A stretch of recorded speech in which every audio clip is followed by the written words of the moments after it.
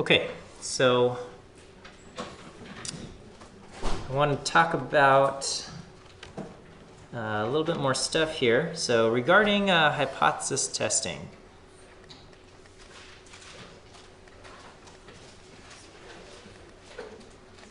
Okay, let's talk about the conclusions that we make.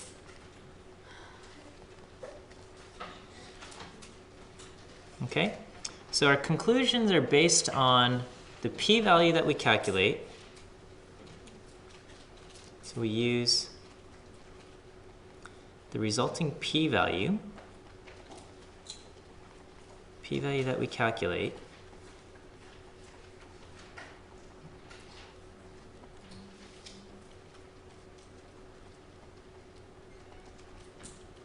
And we compare it to alpha, our significance level.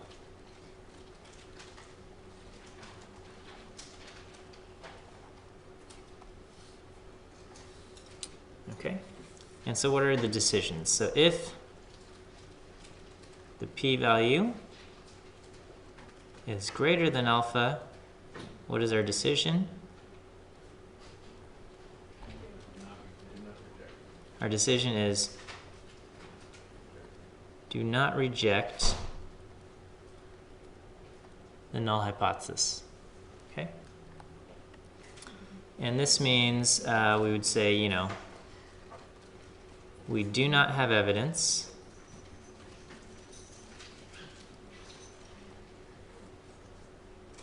to support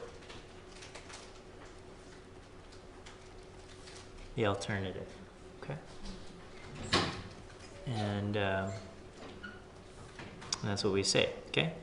And on the other hand, if the p-value is less than alpha, our decision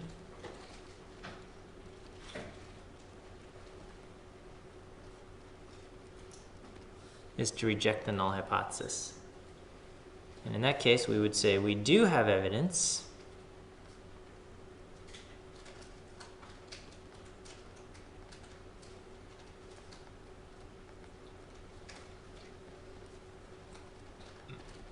to support the alternative.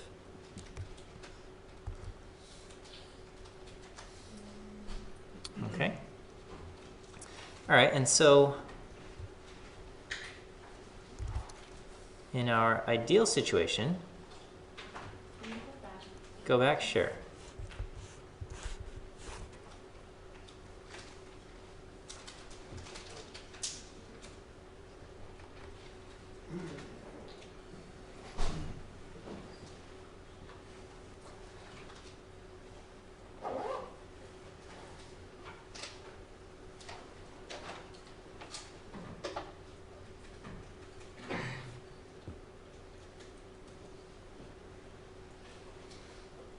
Okay.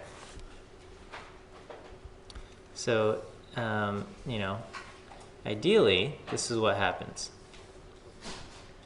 So, if the truth is that the null hypothesis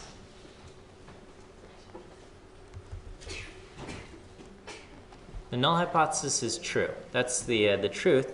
So we hope that our decision will be to what? If the null hypothesis is true, we want to what? Reject it or not reject the null?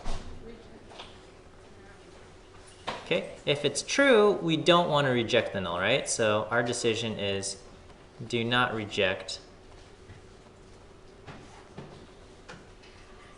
the null hypothesis. This is the ideal situation. And ideally, if the truth is that the null hypothesis is false, we want our decision to be to reject the null. Okay? All right. But there are mistakes or errors that are inherent to this process, okay? So mistakes or errors that are a part of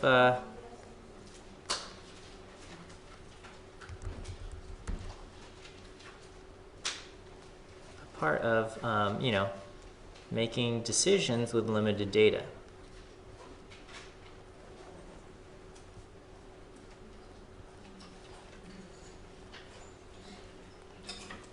Okay, so, you know, with throughout your life, you will never have all of the knowledge in the world, okay? You will not know every single thing at every single time. And so you just do the best you can with the information you have. And sometimes that means, even though with all of the information you have, you might make the wrong decision because you didn't know about something else, okay? And that's just unavoidable. That's just part of life, and that's also part of our statistical decision-making process, okay?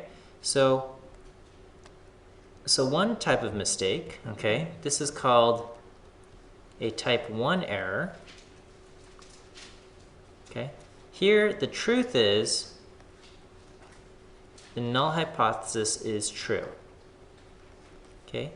But our decision, for whatever reason, generally because, you know, probably our data was a fluke or just a little bit strange, we chose to reject the null hypothesis. So this is a mistake.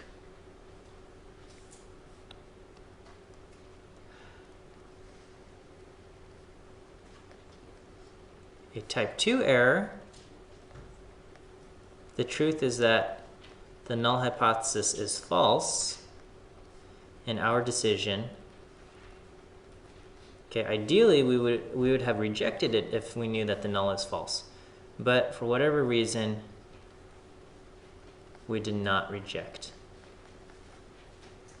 the null hypothesis. Okay? So this is what we hope to do up here, the ideal situations, but because we're making decisions based on limited data, sometimes we make mistakes, okay? And it's not that we've done the math incorrectly, it's just that the data that we had didn't allow us to make the right decision.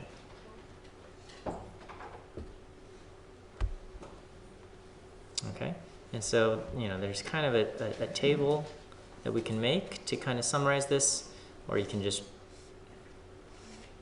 use the these descriptions. So the truth will be the null is true or the null is false, and our decision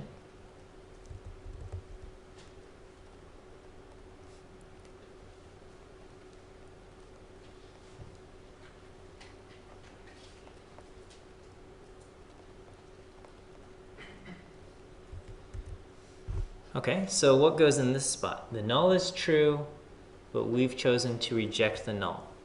That would be, this is type 1 error.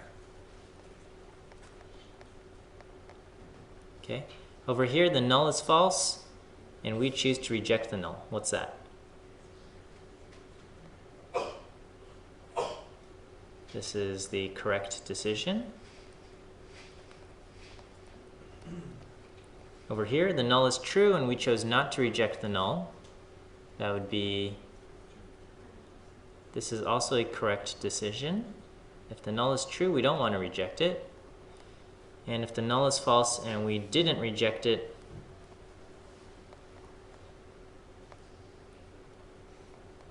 this is a type 2 error.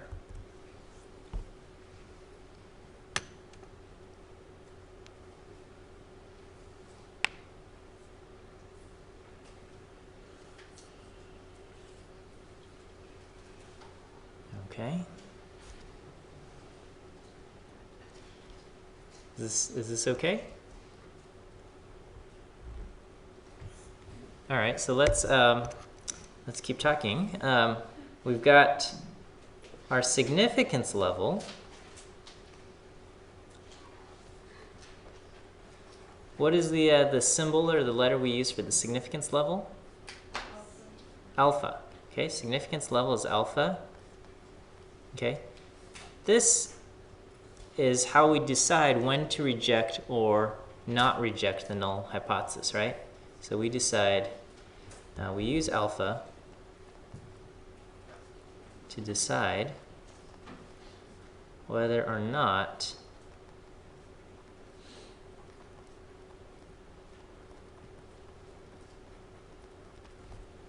to reject the null hypothesis, okay? Alpha is actually equal to the probability of a type 1 error. Okay? So alpha, if we think about it, this is equal to the probability of, what is a type 1 error? Yeah, so the probability of mistakenly rejecting the null hypothesis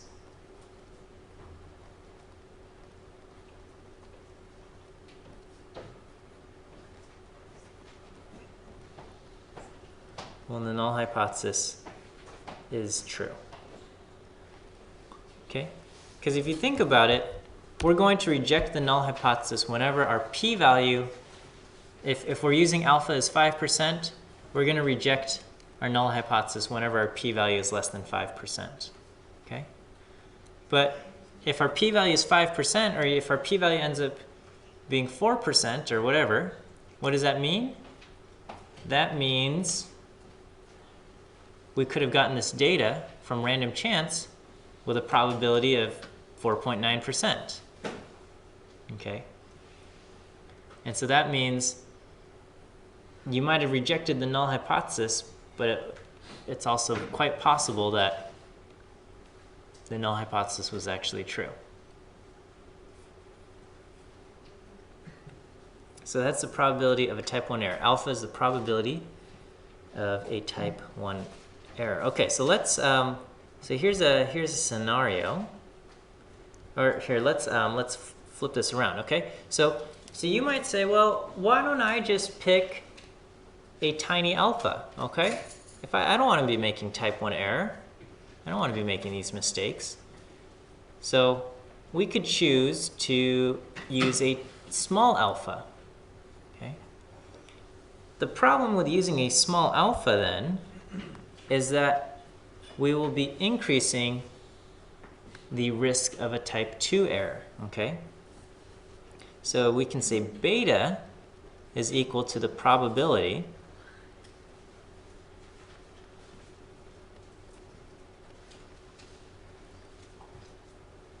of a type 2 error, okay?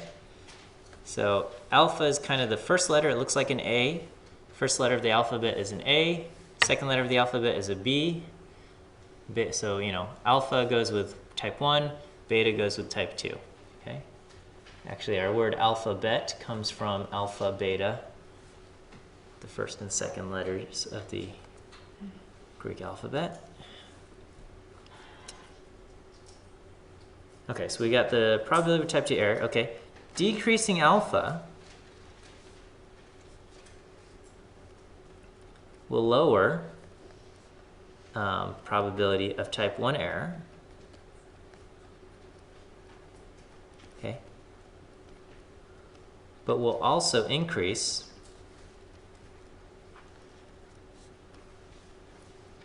the probability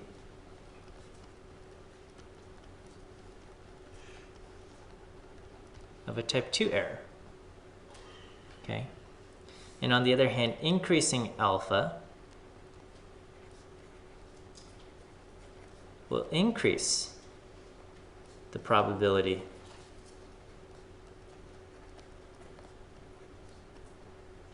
of type 1 error, but will decrease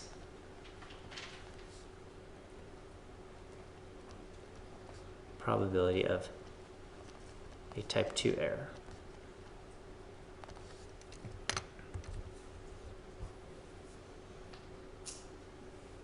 Okay, so let's talk about this and just kind of make sure that we have an understanding. Yes, question?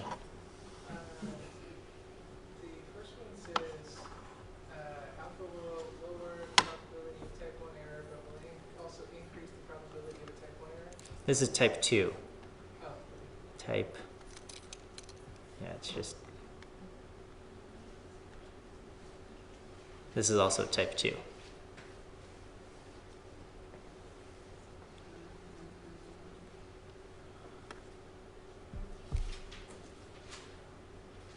Aren't you glad we don't use Roman numerals anymore? We have Arabic numbers.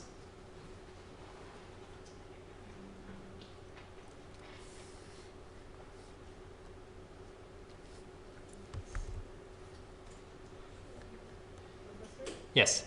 I'm kind of confused on this whole thing. Okay. Do you have a question?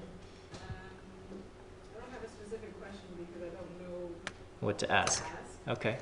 But So, all right. Maybe I'll flip the slide and we'll kind of put it into a little bit a better context. I'm hoping will help us along the way. Okay. And then if you still have questions, please can ask away. All right. Do we have all of this written down? Yeah. Okay. All right. So let's imagine a criminal trial. Okay. So-and-so is on trial. All right. Now, whenever someone is arrested or whenever someone's on trial, what do we say? We say the defendant is presumed blank. Yeah, it's presumed innocent until proven guilty, right? So therefore, we are under the assumption that the defendant is innocent, and only if there's enough evidence do we say, okay, I don't think this evidence could have come about if the defendant was innocent. Okay? And so in that case, if we were to think of this as a hypothesis test, okay, we have a null hypothesis and an alternative hypothesis. Which is the one that we assume to be true when calculating our p-values and stuff? The null hypothesis. Okay, so should our null hypothesis be defendant is innocent or defendant is guilty? Innocent. Okay, so our null hypothesis is going to be the defendant is innocent. Okay, because we are working under this presumption. Okay, so we assume defendant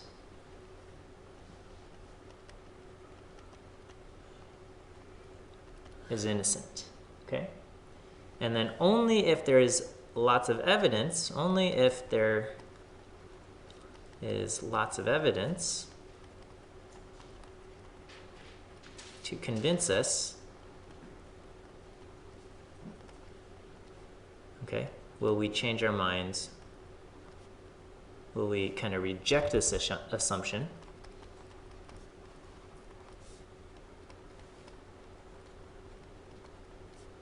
And conclude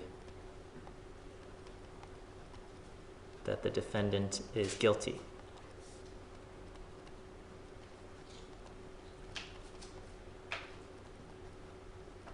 Okay, so the alternative will be defendant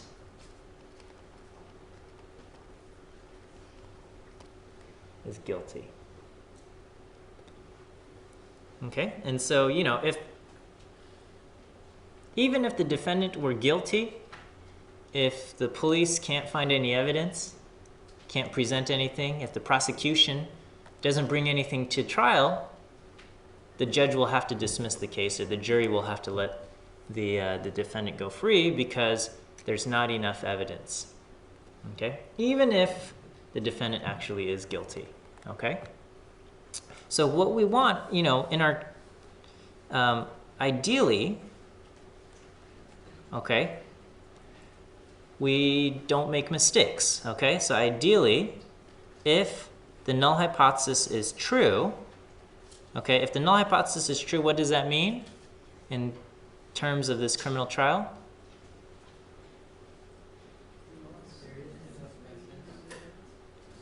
No. Okay, just, you're making it too complicated here.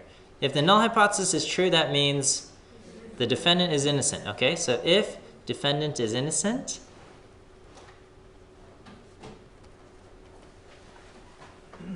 okay, we want the jury to conclude what? we want the jury to say, what does the jury say? Not guilty. They say not guilty, right? Okay, so if the null hypothesis is true, we want to not reject the null hypothesis. We want not to reject the null hypothesis. Okay, that's the ideal situation. Okay, and this is pretty much what we had on the previous page. Okay, and on the other hand, so this is scenario 1, and then scenario 2 is if the null hypothesis is false. Okay, so what does that mean? If the defendant is what? Defendant is guilty, we want the jury to conclude what? We want jury to conclude guilty. Okay, and so in our context, if the null hypothesis is false, we want to what? Reject. We want to reject the null hypothesis. Okay, does that make sense? Okay, but of course, because you know, no one knows everything, only the defendant really knows if he or she is actually innocent or guilty. People, you know, juries and judges and things, people make mistakes, okay? So there are two types of mistakes, okay? Okay, so one type of mistake is what? The truth is that the defendant is guilty, but the jury says not guilty.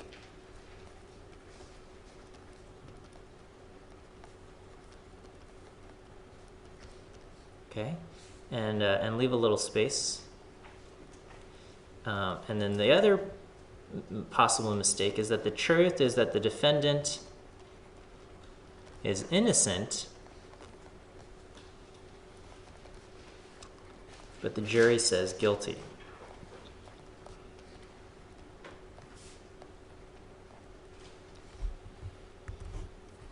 Okay, so think about these carefully and label one of these as a type 1 error and the other one to be a type 2 error.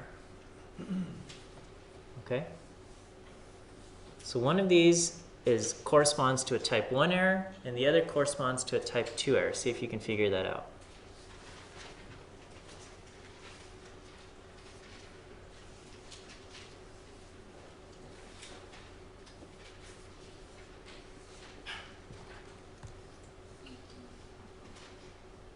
Okay, so if you think about it, type 1 is that the null hypothesis is true, but you've rejected it.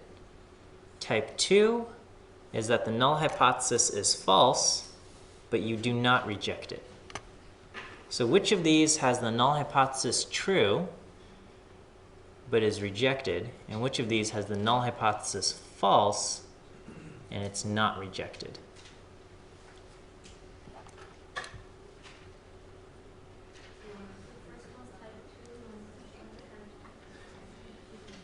Okay, all right, okay. Well, do we feel like we've come to an answer about this?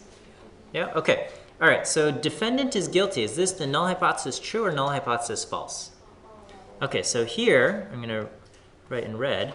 So the truth, null is false. Okay, but what is the decision? Yeah, not to reject. Because we said not guilty. All right, not to reject the null hypothesis. So this is a type 2 error. Okay, and over here, the truth is that the null is true,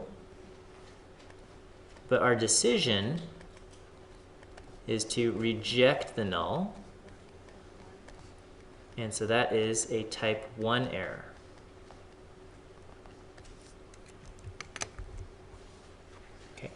Does this make sense? Our type 1 and type 2 errors in the context of either rejecting or not rejecting the null when we say our null is that the defendant is innocent or the defendant is guilty. Okay? All right, now, of course, ideally, we want to always be correct. If the defendant is innocent, we always want to say not guilty. And if the defendant is guilty, we always want to say guilty. Okay? But we're not perfect, so we're going to make mistakes. Okay? Now, if we have to make a choice, what mistake would we rather make? Would we rather let a guilty person go free, or would we rather say an innocent person is guilty? And this is always up for debate here, but at least the way our justice system is set up, and I think when we think of our American values, what is the mistake that we would say is worse than the other?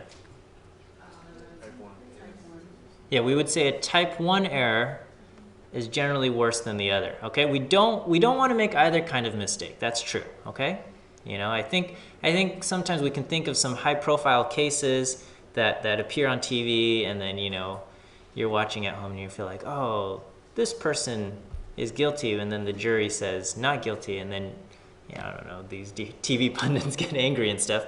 But that's just part of the justice system, is that we don't want to make type 1 errors, and because of that, we're going to be more prone to making type 2 errors. And that's,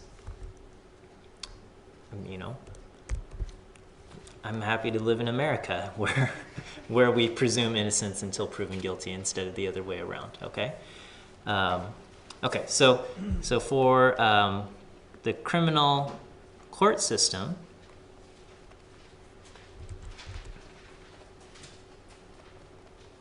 okay, type 1 error would be convicting an innocent person.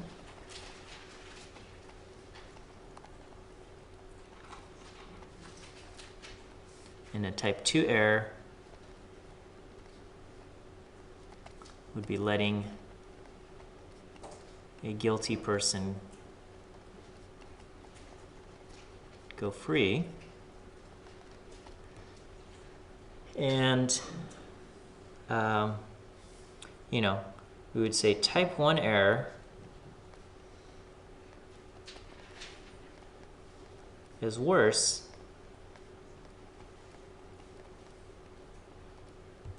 than type 2 error. Okay, so type 1 error is worse than a type 2 error. So in this case, would we rather have a large alpha or a small alpha? We have a question though. Yeah, wasn't it the other way around? That type 1 was letting guilty person go free and type 2 was convicting? No, it was this way. So this is a type 1 error, is the defendant is innocent but the jury says guilty. Okay. And type 2 is the defendant is guilty but the jury says not guilty. Okay? So type 1 error is worse than a type 2 error. So do we want a large alpha or do we want a small alpha? Okay. So what is alpha? Alpha is equal to the probability of, which alpha is which letter, first or second letter? Yeah, so probability of a type 1 error.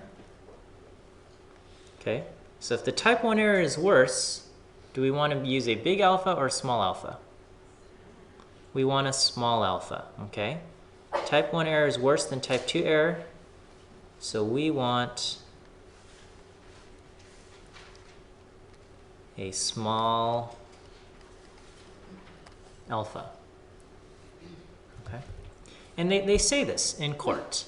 They say this, okay? They don't tell the jury, use a small alpha in your decision-making process.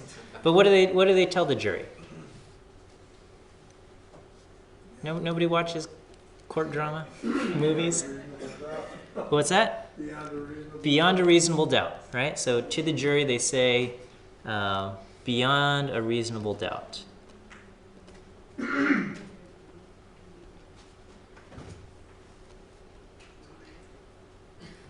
Okay? They don't want people convicting someone because I just got a gut feeling that this person's guilty. They don't want that, okay? They want you to be sure or, beyond a reasonable doubt that the person is guilty, okay? You don't want to just say, I didn't like the way the person looked. And then, did you see that person's face? That was definitely the face of a guilty person. They don't want that, okay? Beyond a reasonable doubt, okay? So they say use a small alpha, okay? Now, why wouldn't we just use a 0 alpha, though? What would happen if we had a 0 alpha?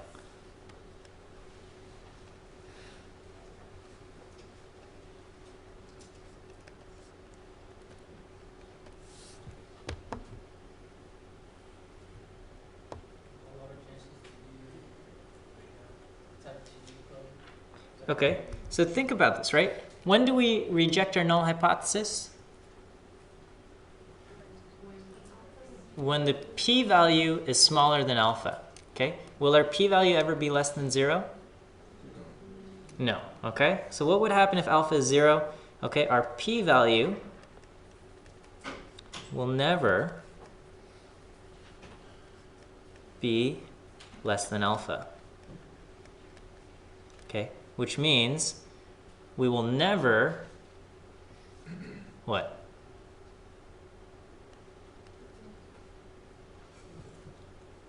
Okay, so p-value is never less than 0, okay? This will never happen. So that means we never what? We will never reject the null hypothesis.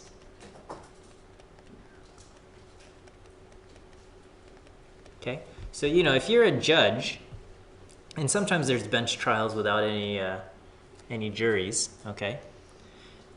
And if you're a judge and you say, I don't want to have a guilty conscience. I don't ever want to send an innocent person. I don't ever want to convict an innocent person. And that's a reasonable thing to feel, okay? You say, I don't ever want to convict an innocent person. But if you take it to an extreme and you say, I absolutely want to be sure 100% that I've never convicted an innocent person, the only way you can be 100% sure is to say not guilty to every single person who comes to trial. That's the only way you can be sure that you've never convicted an innocent person, okay? And so sure, you can die happy or die in peace knowing that you've never convicted an innocent person, but that also means a lot of people who are guilty walked away free, okay? And other people might be crying for justice or something like that, okay? So we will never reject null, so, we will never make a type 1 error, that's true.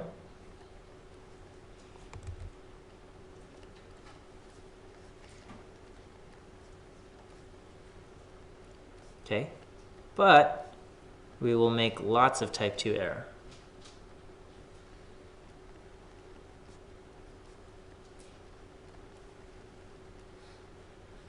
Okay, and on the other hand, if you choose a very large alpha, if alpha is like a 1 or something, okay? This is just the opposite case. This would be the judge who wants to make sure that a guilty person never got away with anything, okay? Everybody who walks into the court, guilty, right? This is also a bad situation, okay? That judge can retire knowing that guilty people never got away with anything, but also must realize that a lot of innocent people were convicted too, okay? So alpha equal to 1 or a very large alpha will mean very little type 2 error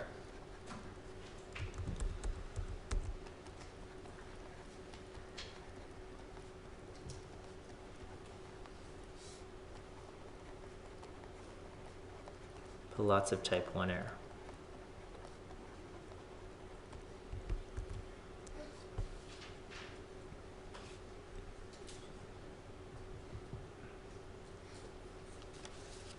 Okay.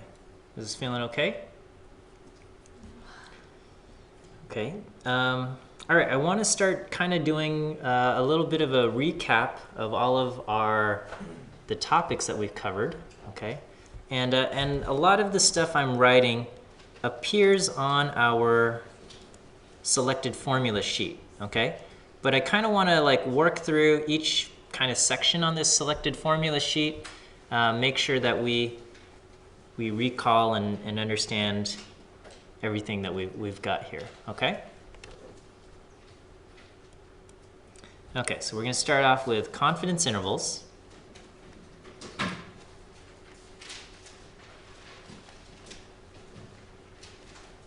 Okay, and we have one proportion.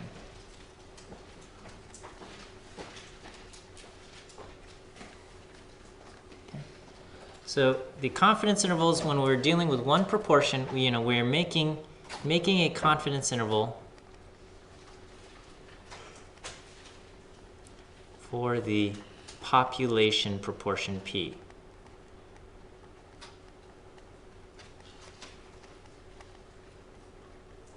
Okay, and our formula is P hat plus or minus Z star times our standard error. Okay. Now, to get this, how do we get the data needed? Is we need to have our X and our N. X is kind of the number of successes.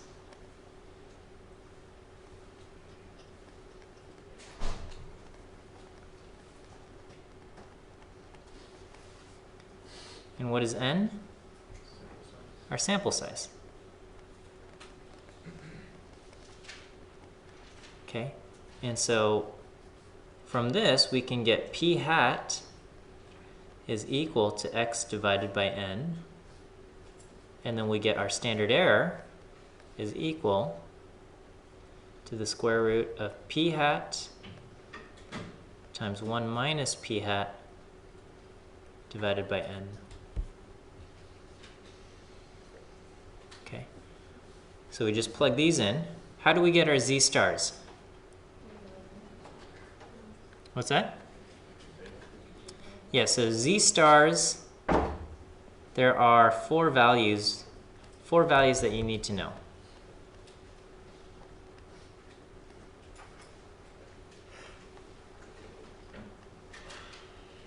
Okay, and they correspond to an 80% confidence interval, and 90%, 95%, and 99%.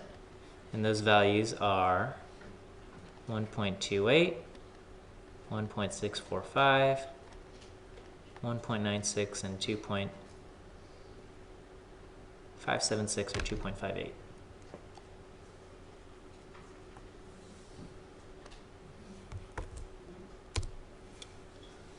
Okay. Confidence interval for one proportion. And so this all appears right here. Okay. It also, in the study guide, or I should say guide for inference, that's probably a better name for it, it breaks it out into different pieces. It says, what goes in the center. If you got one sample proportion, it's going to be P hat. The critical value, these are those values. What's the standard error? P hat times 1 minus P hat over N. And then, all of this other stuff. Okay.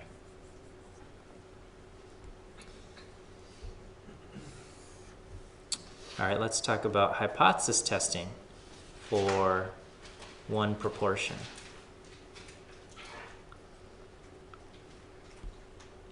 All right. Our null hypothesis is always going to be P is equal to some number, okay? So kind of the number that we'll kind of put P0 as just the placeholder for that number, but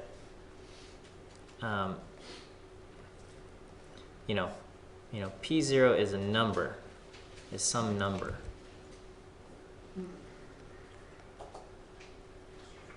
where, P, leave P as the symbol P, okay?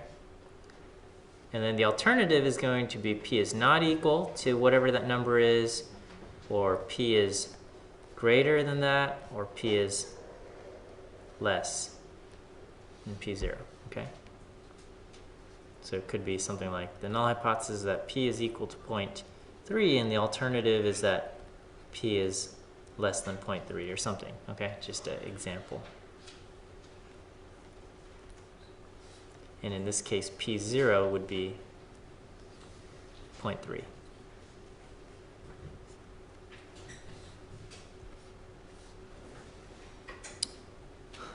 Okay, so once you've got your hypotheses set up, the data needed, again, will be X, number of successes, and your sample size, okay? And from there, you'll get P hat equal to X over N. You'll need your standard error, which in this case is not P hat, but P0 times 1 minus P0. So make sure you use the value that appears in your hypotheses and not your sample proportion. Okay, P0 times 1 minus P0 over N. Again, all of this documented right here. Okay, and then you're going to get a test statistic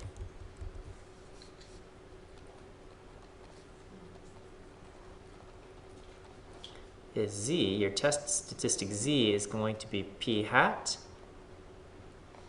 minus P0 divided by the standard error. Once we get our test statistic, what's the next thing we do? Yeah, look up Z in the Z table, okay, to get your p-value.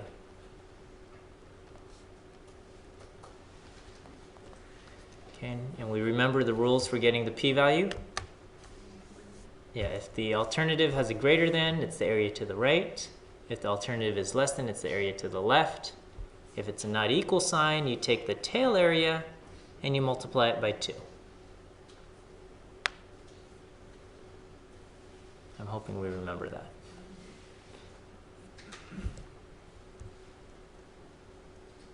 Okay. So continuing on, we've got hypothesis tests for 2 proportions.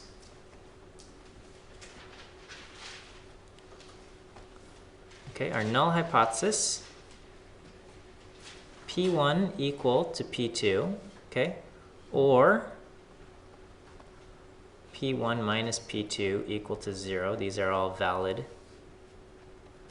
The alternative, P1 not equal to P2, okay. Conversely, this goes with P1 minus P2 not equal to 0, or you can have a greater than or a less than. Okay.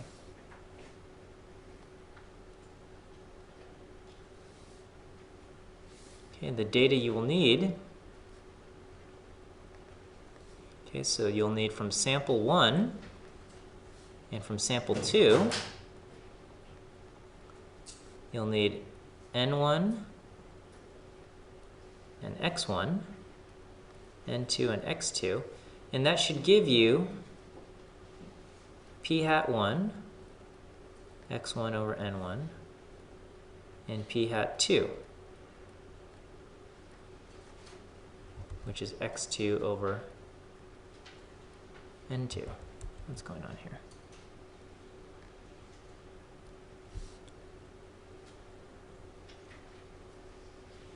Okay. And as far as your calculations go,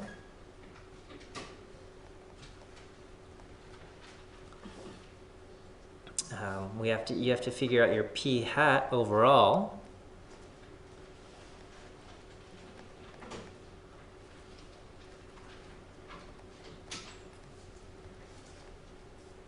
And once you get that, you plug that into your standard error equation.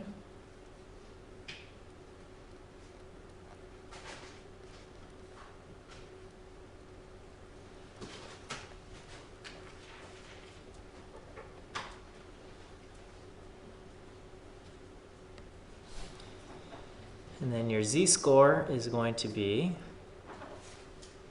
p hat 1 minus p hat 2 over your standard error. And then again, once you get that, look up in the z-table to get your p-value.